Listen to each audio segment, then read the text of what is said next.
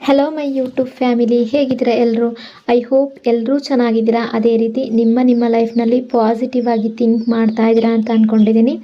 ಇವತ್ತಿನ evening ರೀಡಿಂಗಲ್ಲಿ beautiful ಆಗಿರುವಂತಹ ಯಾವ ಎನರ್ಜಿ ಇದೆ ಅಂತ ನೋಡೋಣ.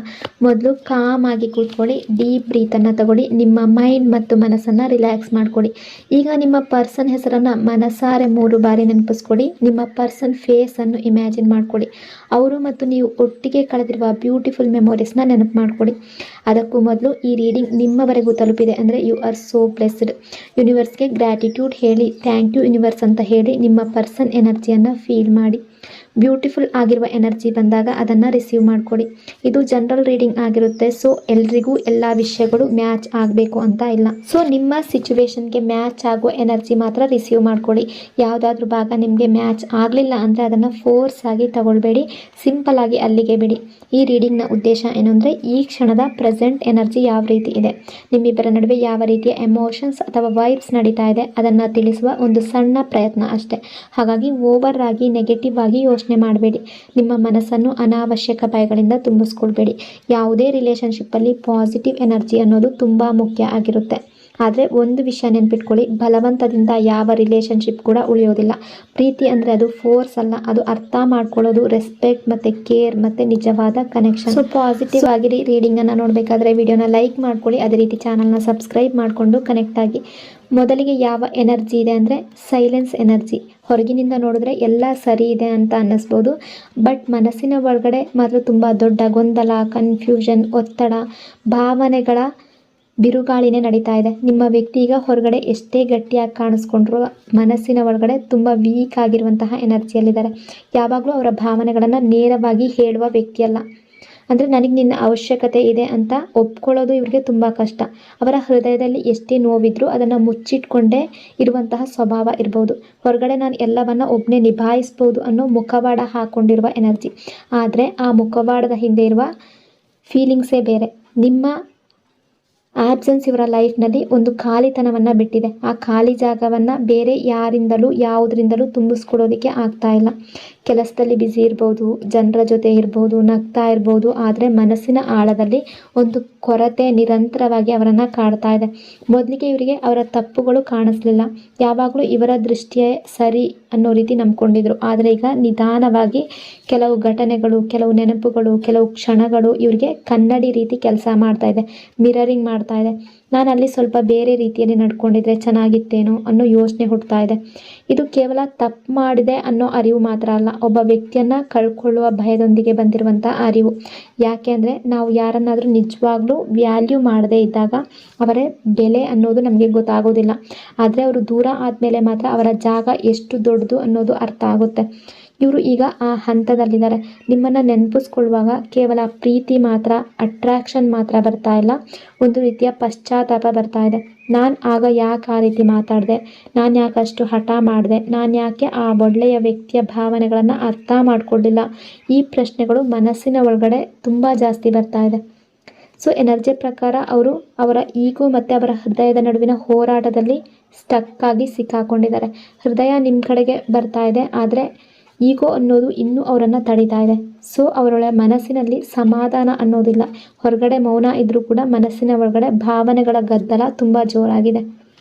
Transformation energy. ಈ ಹಿಂದೆ ಅವರು ತಪ್ಪುಗಳನ್ನು ಒಪ್ಕೊಳ್ಳದ ವ್ಯಕ್ತಿ ಈಗ ಮೊದಲ ಬಾರಿಗೆ ಅವರ ನಡೆ ನುಡಿಗಳನ್ನು ಅವರೇ ಅಬ್ಸರ್ವ್ ಮಾಡೋದಕ್ಕೆ ಶುರು ಮಾಡಿದ್ದಾರೆ. ಒಂದು ಟೈಮ್ನಲ್ಲಿ ಇವರಿಗೆ ಇವರ ಮಾತುಗಳೇ ಸತ್ಯ, ಇದೇ ಸರಿ ಅನ್ನೋ ರೀತಿ ಇತ್ತು.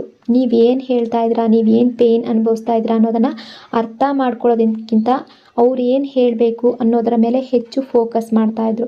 ಬಟ್ ಈಗ ಸಿಚುವೇಶನ್ ಅನ್ನೋದು ಬದಲಾಗ್ತಾ ಇದೆ. ನಿಮ್ಮ ಜೊತೆ ನಡೆದ ಜಗಳ ಆಗಿರ್ಬೋದು, ಭಿನ್ನಾಭಿಪ್ರಾಯ ಆಗಿರ್ಬೋದು, ಮತ್ತು ದೂರವಾದ ಕ್ಷಣ ಆಗಿರ್ಬೋದು, ಇವರು ಮತ್ತೆ ಮತ್ತೆ ನೆನಪಿಸ್ಕೊಳ್ತಾ ಇದ್ದಾರೆ. ಪ್ರತಿಯೊಂದು ಘಟನೆ ಈಗ ಅವರಿಗೆ ಹೊಸ ಅರ್ಥವನ್ನು ಕೊಡ್ತಾ ಇದೆ.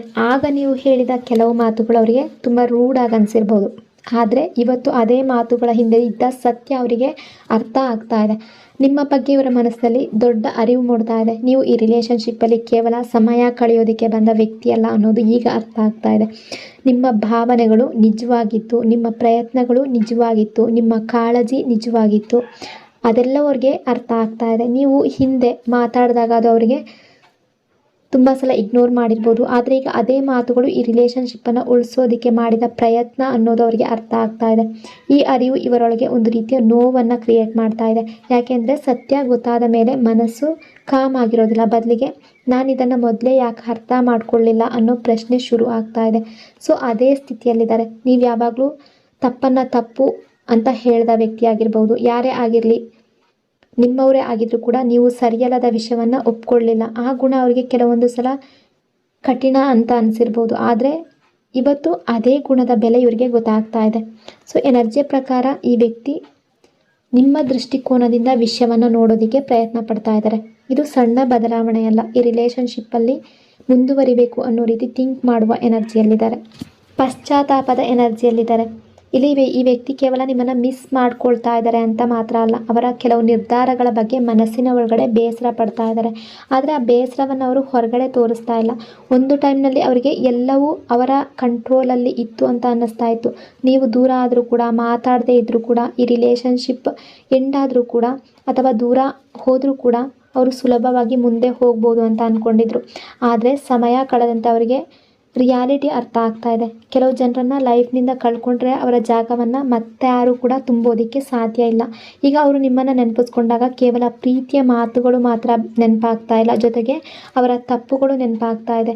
ನೀವು ಕಣ್ಣೀರು ಹಾಕಿದ ಸಂದರ್ಭ, ನೀವು ಅರ್ಥ ಮಾಡಿಸೋದಕ್ಕೆ ಪ್ರಯತ್ನಿಸಿದ ಕ್ಷಣ, ನೀವು ನಿರಾಶೆಯಾದ ದಿನ, ಇವೆಲ್ಲ ಈಗ ಅವರ ಮನಸ್ಸಿನಲ್ಲಿ ಮತ್ತೆ ಮತ್ತೆ ಮರುಕಳಿಸ್ತಾ ಇದೆ.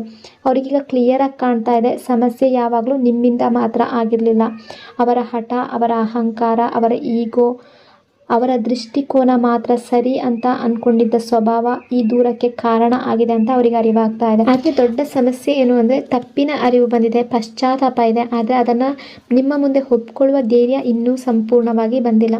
ನಾನು ಸಾರಿ ಹೇಳಿದ್ರೆ ಅಥವಾ ನಾನು ಕ್ಷಮೆ ಕೇಳಿದ್ರೆ ಅವರು ನನ್ನನ್ನು ಯಾವ ರೀತಿ ನೋಡ್ಬೋದು ಅನ್ನೋ ಭಯ ಇನ್ನೂ ಇದೆ. ಕೆಲವೊಂದು ಸಲ ವ್ಯಕ್ತಿಗೆ ತಪ್ಪು ಗೊತ್ತಾಗೋದಕ್ಕಿಂತ ಆ ತಪ್ಪನ್ನು ಒಪ್ಕೊಳ್ಳೋದು ಕಷ್ಟ ಆಗುತ್ತೆ. ಈಗ ಅದೇ ಹಂತದಲ್ಲಿದ್ದಾರೆ ಇವರು. ಹೃದಯ ಸಾರಿ ಹೇಳೋದಕ್ಕೆ ಬಯಸ್ತಾ ಇದೆ, ಆದರೆ ಈಗೋ ಅವರನ್ನು ಅಲ್ಲೇ ಸ್ಟಕ್ ಮಾಡಿ ಹಿಡ್ತಾ ಇದೆ. ಎನರ್ಜಿ ಪ್ರಕಾರ ಅವರು ನಿಮ್ಮನ್ನು ನೋಯಿಸಿದ್ದಾರೆ ಅನ್ನೋ ಅರಿವು ಈಗ ಕ್ಲಿಯರ್ ಆಗ್ತಾ ಇದೆ. ಅದಕ್ಕಾಗಿ ಅವರ ಮನಸ್ಸಿನಲ್ಲಿ ಒಂದು ಮೌನ ಕ್ಷಮೆಯಾಚನೆ ನಡೀತಾ ಇದೆ. ಬಾಯಿಂದ ಹೇಳದೇ ಇದ್ರೂ ಕೂಡ ಮನಸ್ಸಿನ ಒಳಗಡೆ ಅನೇಕ ಸಲ ನಾನು ಆ ರೀತಿ ಮಾಡಬಾರ್ದಿತ್ತು ಅಂತ ಅಂದ್ಕೊಳ್ತಾ ಇದ್ದಾರೆ. ನಿಮ್ಮ ವ್ಯಾಲ್ಯೂವನ್ನು ಅರಿತಾ ಇರುವಂತಹ ಎನರ್ಜಿ, ನಿಮ್ಮ ಬಗ್ಗೆ ಥಿಂಕ್ ಮಾಡ್ತಾ ಇದ್ದಾರೆ. ಮೌಲ್ಯವನ್ನು ಅವರು ಹೊಸ ದೃಷ್ಟಿಯಿಂದ ನೋಡ್ತಾ ಇದ್ದಾರೆ. ನಿಮ್ಮ ವ್ಯಾಲ್ಯೂವನ್ನು ಹೊಸ ದೃಷ್ಟಿಯಿಂದ ಅರ್ಥ ಮಾಡ್ಕೊಳ್ತಾ ಇದ್ದಾರೆ. ಹಿಂದೆ ಅವ್ರಿಗೆ ನೀವು ಯಾವಾಗಲೂ ಅವ್ರ ಜೊತೆ ಇರ್ತೀರಿ ಅನ್ನೋ ಭಾವನೆ ಇತ್ತು. ನೀವು ಎಷ್ಟೇ ನೋವಾದರೂ ಕೂಡ, ಎಷ್ಟೇ ಪೇನ್ ಕೊಟ್ಟರೂ ಕೂಡ, ಎಷ್ಟೇ ಕಷ್ಟ ಆದರೂ ಕೂಡ ಕೊನೆಯಲ್ಲಿ ಈ ರಿಲೇಷನ್ಶಿಪ್ನ ಉಳಿಸೋದಕ್ಕೆ ಪ್ರಯತ್ನ ಮಾಡ್ತೀರಾ ಅಂತ ಅಂದ್ಕೊಂಡಿದ್ರು. ಅದಕ್ಕಾಗಿ ಕೆಲವೊಂದು ಸಲ ನಿಮ್ಮ ಪ್ರಯತ್ನಗಳನ್ನು ಅವರು ನಾರ್ಮಲ್ ಆಗಿ ತಗೊಂಡಿದ್ರು. ಆದರೆ ಈಗ ಪರಿಸ್ಥಿತಿ ಬದಲಾಗಿದೆ. ನೀವು ಇದ್ದಾಗ ಅವರ ಲೈಫ್ನಲ್ಲಿ ಎಷ್ಟು ಬ್ಯಾಲೆನ್ಸ್ ಇತ್ತು ಅನ್ನೋದು ಅವರಿಗೆ ಅರ್ಥ ಆಗ್ತಾ ಇದೆ. ನೀವು ಕೇವಲ ಪ್ರೀತಿ ಮಾತ್ರ ಅಲ್ಲ, ಒಂದು ಭಾವನಾತ್ಮಕವಾಗಿ ಒಂದು ಬೆಂಬಲ ಆಗಿದ್ರಿ. ಅವ್ರ ಜೊತೆ ಸ್ಟ್ರಾಂಗ್ ಆಗಿ ನಿಂತ್ಕೊಳ್ತಾ ಇದ್ರಿ.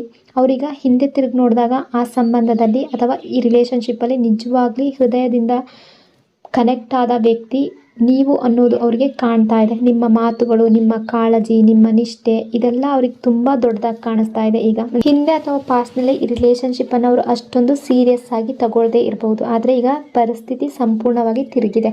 ನೀವು ದೂರ ಆದ ಮೇಲೆ ಅವ್ರಿಗೆ ನಿಮ್ಮ ಸ್ಥಾನ ಎಷ್ಟು ಮುಖ್ಯ ಅನ್ನೋದು ಗೊತ್ತಾಗ್ತಾ ಇದೆ.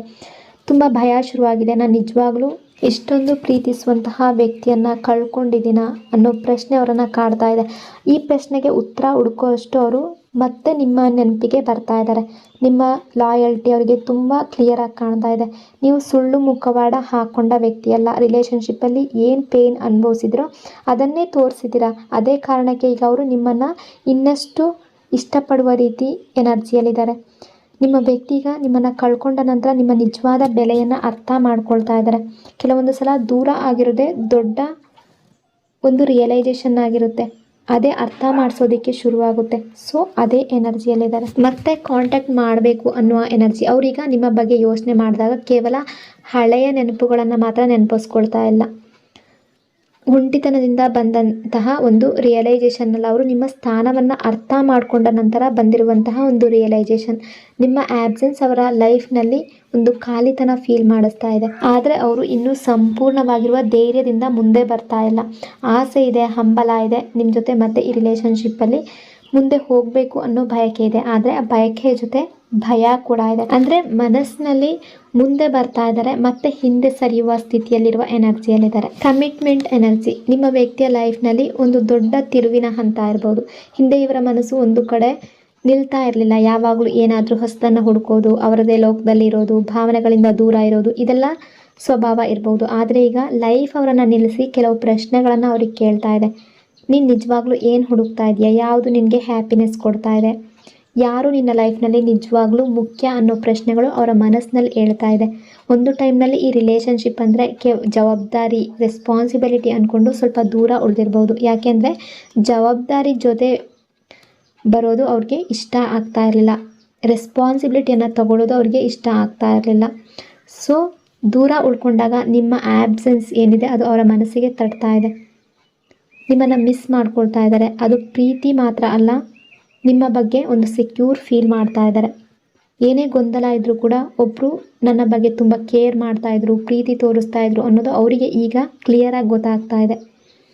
ನೀವು ಅವರ ಲೈಫ್ನಲ್ಲಿ ಕೇವಲ ಒಬ್ಬ ವ್ಯಕ್ತಿ ಅಲ್ಲ, ಒಬ್ಬ ಸ್ಪೆಷಲ್ ಪರ್ಸನ್ ಅನ್ನೋ ರೀತಿ ಅವರ ಮನಸ್ಸಿಗೆ ತಟ್ತಾ ಇದೆ. ಈ ರಿಲೇಷನ್ಶಿಪ್ಪನ್ನು ಉಳಿಸ್ಕೊಳ್ಳುವ ಮನಸ್ಥಿತಿಗೆ ಬರ್ತಾ ಇದ್ದಾರೆ.